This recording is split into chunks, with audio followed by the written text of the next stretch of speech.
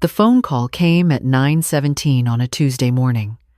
I was in my garden, deadheading the roses my late husband Richard had planted 15 years ago, when my cell phone buzzed in my cardigan pocket. Trevor's name flashed across the screen. My heart lifted for just a moment before I answered, still holding that naive hope that this time would be different. "Morning, sweetheart," I said, brushing dirt from my hands.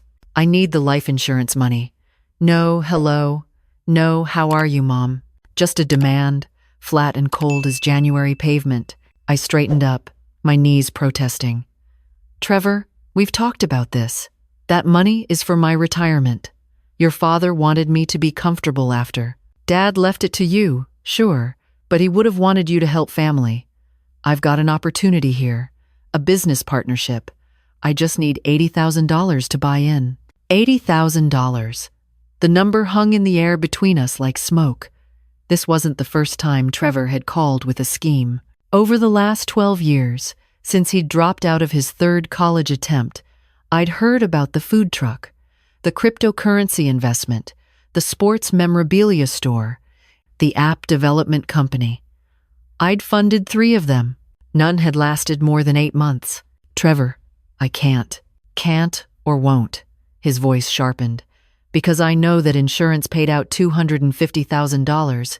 You've been sitting on it for 6 months. 6 months. That's how long it had been since Richard died.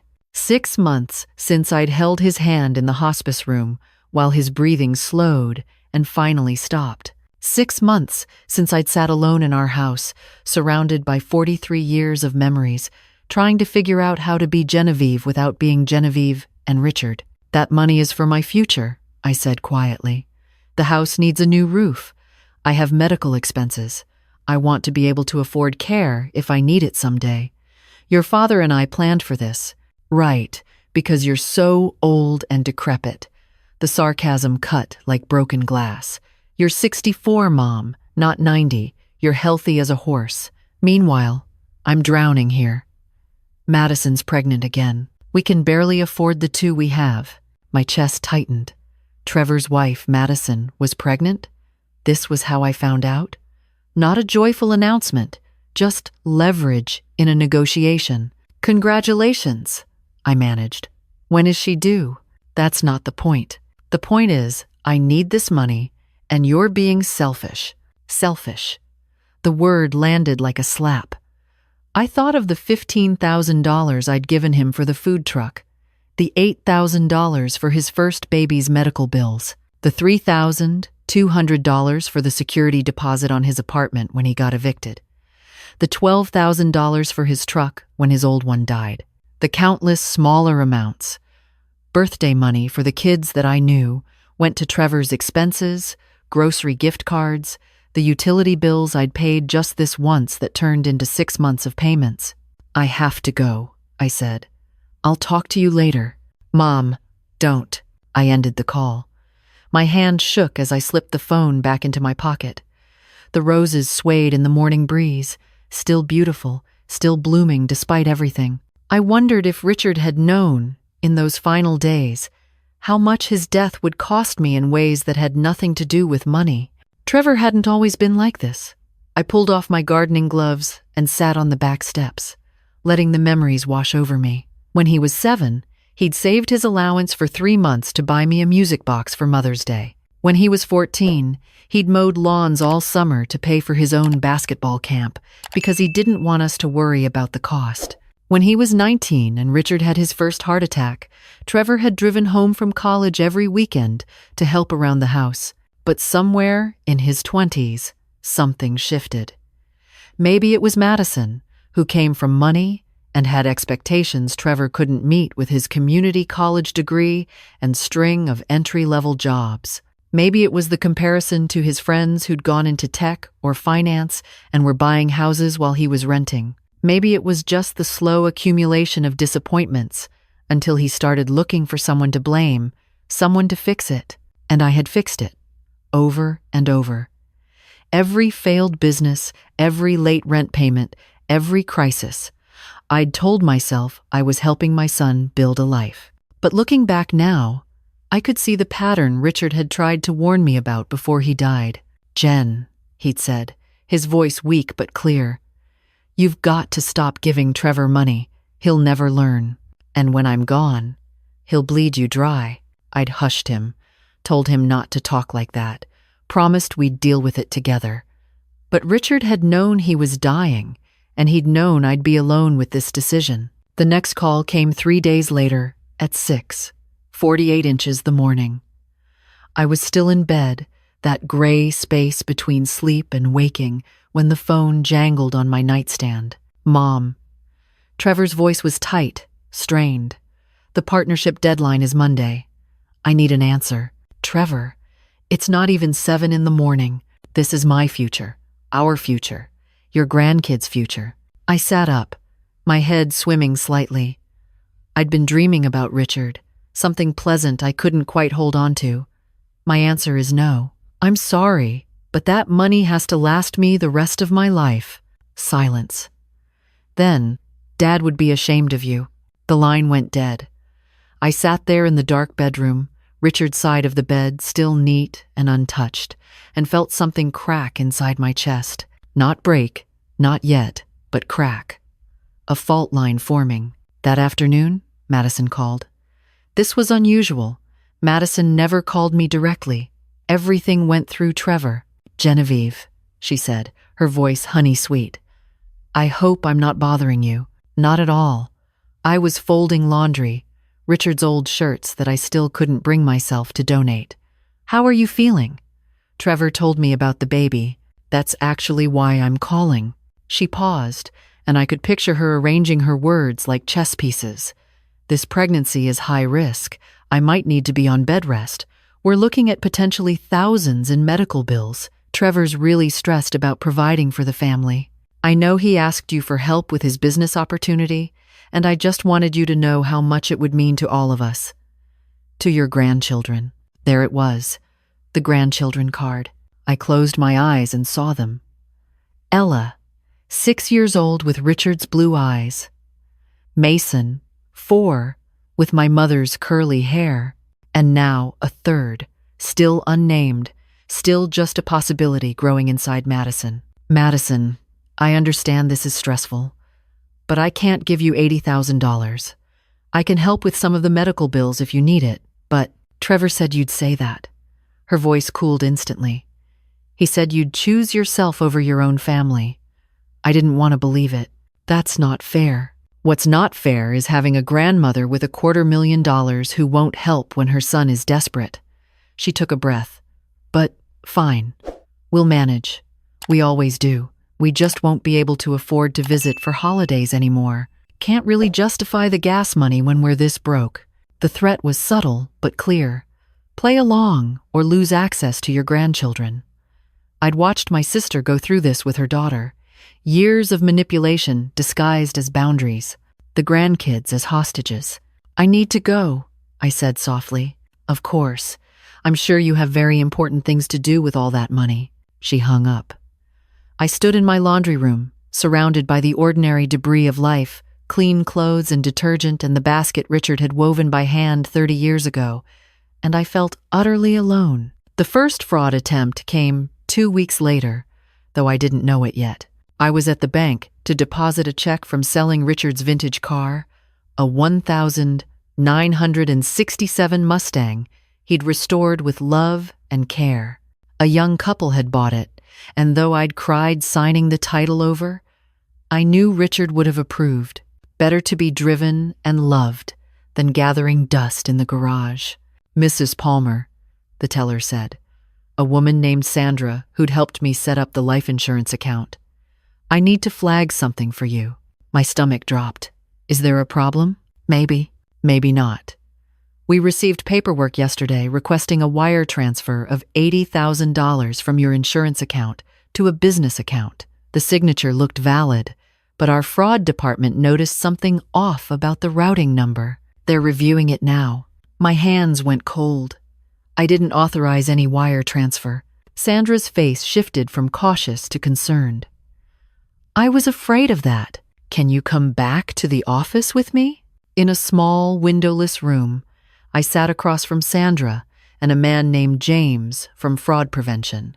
They showed me the transfer form. It had my name at the top, my account number, and at the bottom, what looked very much like my signature, but the recipient was TPM Consulting LLC at an address I didn't recognize. "That's not my signature," I said, though my voice wavered. It was very close. The G in Genevieve had my little flourish. The Palmer was slightly cramped, the way I wrote when I was tired. James leaned forward. "Mrs. Palmer, do you know anyone with the initials T.P.M.? Trevor Patrick Madison. His full name, the name I'd given him, my maiden name in the middle, and Richard's surname at the end. My son," I whispered. They gave me time to process. Sandra brought me water. James explained the next steps. They'd flagged the transfer. No money had moved. They'd report it to the police if I wanted. He said if I wanted, as though this were truly a choice.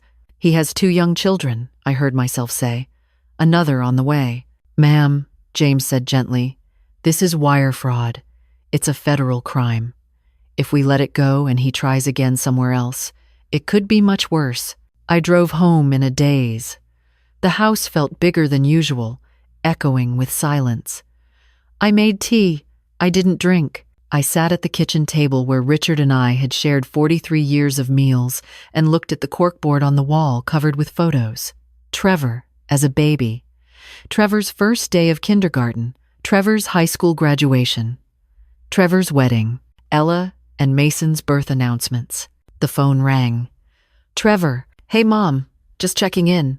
How are you doing?" His voice was light, casual, as if he hadn't just tried to steal $80,000 from me. My chest constricted. "I'm fine," I managed. Good. "Hey, I know things got tense about the business thing. I'm sorry about that. Madison and I talked, and we're figuring out other options. No hard feelings?" "No hard feelings." As if this were just a disagreement about Thanksgiving plans. "Trevor," I said carefully, "did you try to access my life insurance account?" A pause. Too long. "What? No. Why would you ask that? The bank flagged a wire transfer request." "Mom, that's crazy. Maybe someone stole your identity. You should report it." He was smooth, almost believable. If I hadn't heard the half-second hesitation, I might have doubted myself. "The account was in your name. TPM Consulting." Another pause. Then his voice changed, harder now. "Okay, look, I was going to surprise you. I set that up so I could manage your money properly. You're not good with this stuff, Mom. Dad always handled it, and now you're just sitting on a pile of cash, making nothing. I was going to invest it for you, without asking me, because I knew you'd say no. You always say no now. Ever since Dad died, you've been different, paranoid, selfish." There was that word again. Selfish. I thought about Richard working double shifts to pay for Trevor's braces. I thought about the years I'd sewn Trevor's Halloween costumes by hand because we couldn't afford store-bought. I thought about every sacrifice we'd made to give our son a good life. "The bank is involving the police," I said quietly. "What? Mom? You can't be serious. I'm your son. You forged my signature. You tried to steal from me." "I was trying to help." His voice rose, cracking. "You're too stupid to see that I was helping you." I hung up. My hands shook so badly I nearly dropped the phone. Within seconds, it rang again. I didn't answer. It rang 4 more times, then stopped. A text appeared. "You're making a huge mistake. Think about your grandchildren. Think about what this will do to them." The manipulation was so naked now, so undisguised. How had I not seen it before? Or had I seen it and chosen to look away? That night, I couldn't sleep. I walked through the house touching things. The bookshelf Richard built, the quilt his mother made us for our wedding, the photographs that marked out the geography of our life together. In Trevor's old bedroom, kept exactly as he'd left it when he moved out at 23, I sat on the bed and cried. Not for the money, not even for the betrayal, but for the loss of the boy I'd raised, or maybe for finally accepting that the boy had never existed, that I'd built a Trevor in my mind who was kind and grateful, and the real Trevor had always been there underneath, waiting. The police came 3 days later.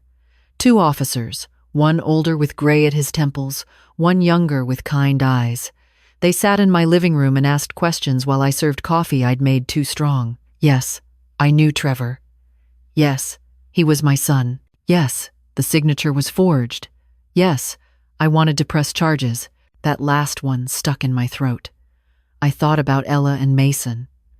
I thought about Christmas mornings and birthday parties, and the way Ella called me Grandma Jen in her sweet little voice. But I also thought about Richard's warning, about the next time Trevor would try this, maybe when I was older, more confused, more vulnerable, about the fact that Madison was pregnant and there would be another child growing up, learning that manipulation and theft were acceptable family dynamics.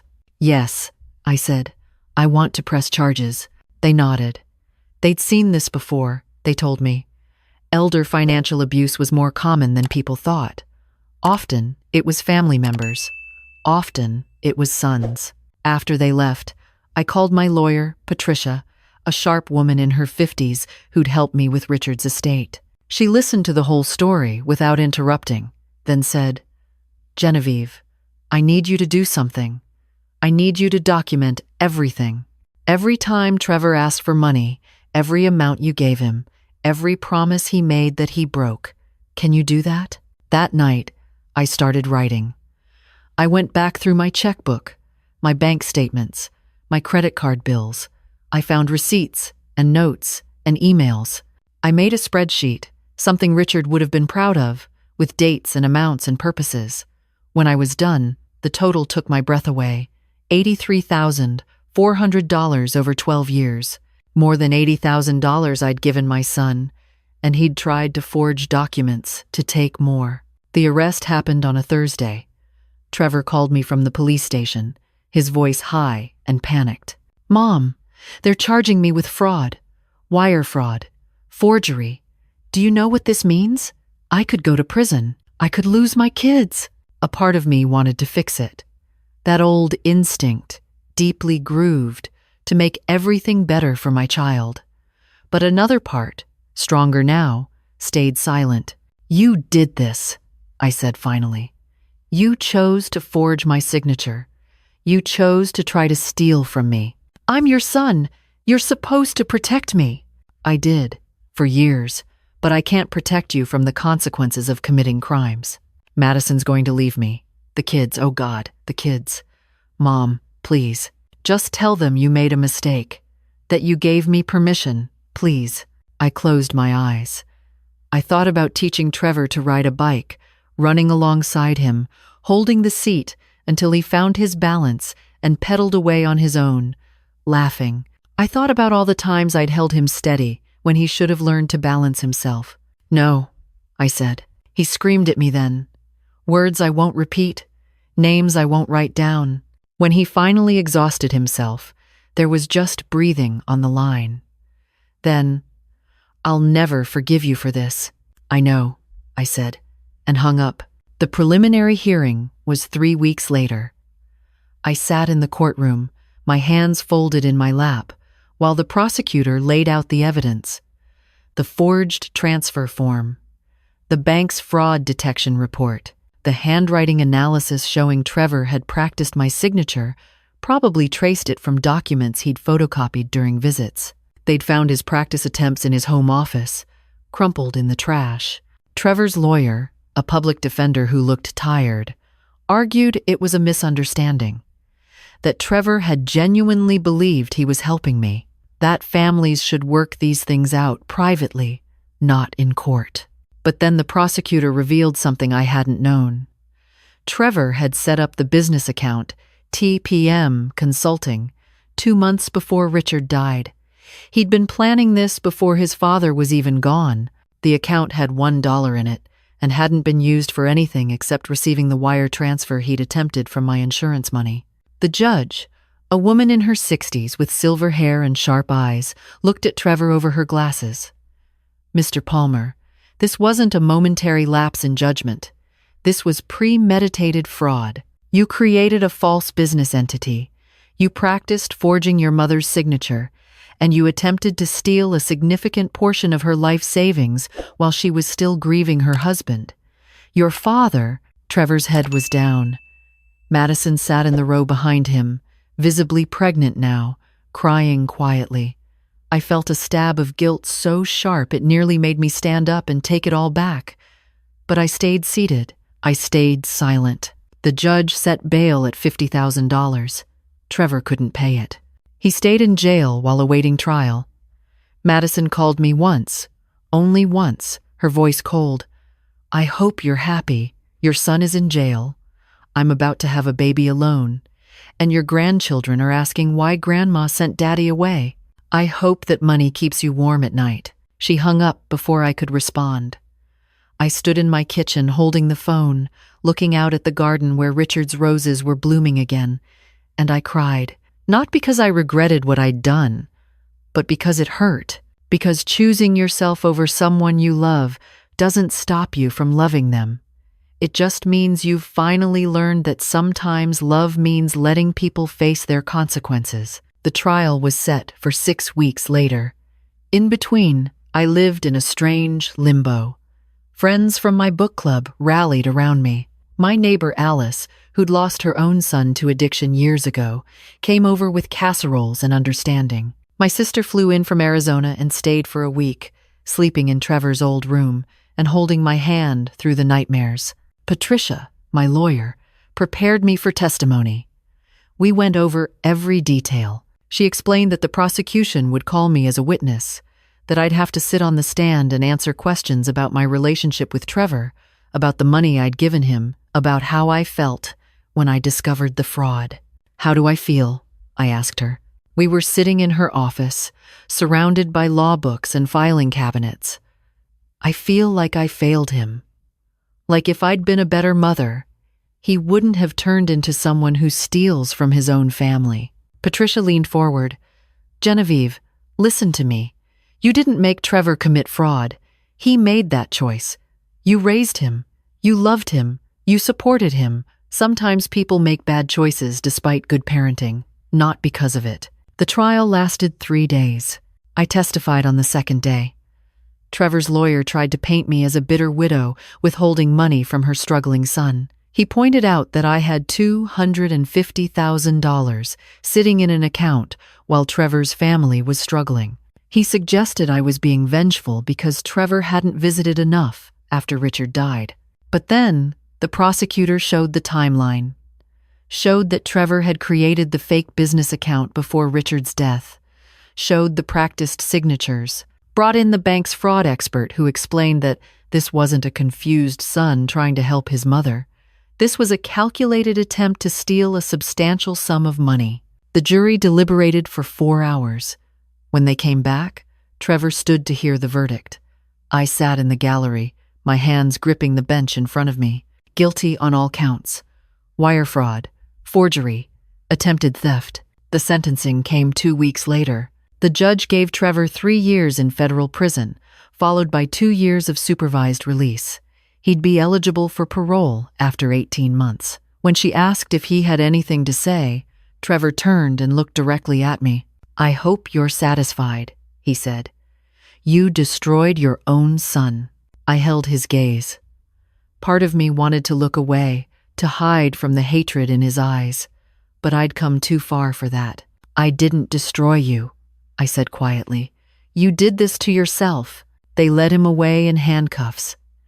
Madison left without looking at me, her belly swollen with Richard's grandchild that I might never meet. I went home to my empty house. I made tea and sat in Richard's chair. The evening light came through the windows at that particular angle that had always been his favorite, golden and soft. I could almost feel him there beside me. Did I do the right thing?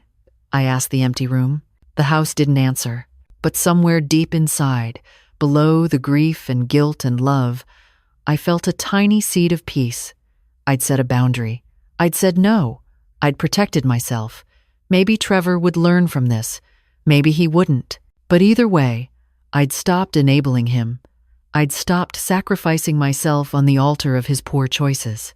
Over the next months, I slowly rebuilt my life. I got the new roof.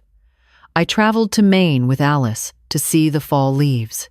I joined a watercolor class and discovered I had a small talent for painting. I started volunteering at the library where I'd worked for 30 years, reading to children, helping with homework, being Grandma Jen to a whole roomful of kids who weren't mine by blood, but who looked at me with uncomplicated affection. Madison had the baby, a girl named Claire. I know because my sister saw the announcement on social media. Madison had blocked me on everything, so I only caught glimpses, a photo shared by a mutual acquaintance, a comment on someone else's post. Claire had Richard's nose, I was told. I'd saved money for her college fund anyway, kept in a separate account that Patricia was helping me structure, so that when Claire turned 18, she'd have it whether Madison and Trevor liked it or not. Ella and Mason, I heard nothing about. Madison had told them I'd sent their daddy to prison. Maybe when they were older, they'd ask questions. Maybe they'd want to know my side. Maybe not. I had to accept that I might never see them again, might never explain, might remain the villain in their story. But I'd kept my home. I'd kept my security. I'd kept the life insurance money Richard had left to protect me. And slowly, painfully, I was learning to live without the weight of Trevor's needs pressing down on every decision. On the anniversary of Richard's death, I visited his grave with roses from the garden. I sat on the grass beside the headstone and told him everything. About Trevor's crime, the trial, the sentence. About Madison and the baby. About the grandchildren I'd lost. "You tried to warn me," I said to the marble stone with his name carved into it. "You knew what he'd become. I should have listened." The wind moved through the cemetery trees, bringing the scent of cut grass and distant rain. I touched the stone, warm from the sun, and felt Richard's presence like a hand on my shoulder. "But I'm okay now," I continued. "I'm going to be okay. The money's safe. I'm safe. And maybe, someday, Trevor will understand why I had to do this. Maybe not. But I can live with that. I can live with myself." I left the roses on his grave and drove home through the familiar streets of the town where I'd raised my son, buried my husband, and finally learned the difference between loving someone and letting them destroy you. The house was waiting, solid and real, its windows glowing with the last of the afternoon light. My house, my life, my choice. And for the first time, in longer than I could remember, that was enough.